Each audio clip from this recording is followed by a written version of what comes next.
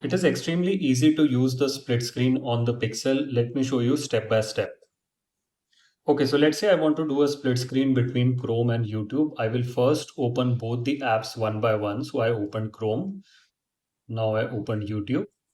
Now open the app drawer from here and click on the app name right over here and click on split screen. So whichever app you follow this step with will be the app on the top.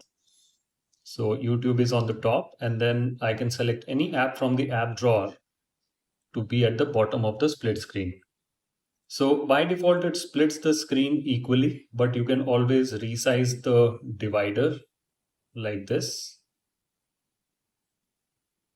And you can even save the split screen setting. So all you have to do is again open the app drawer while being in the split screen mode.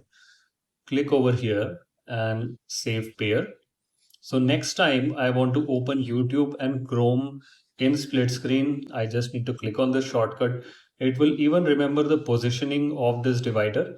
So if you happen to use multiple apps or multiple combination of apps very frequently, then you can create multiple such shortcuts. And this will make things very easier for you while using the split screen on the Pixel. So thank you so much for watching.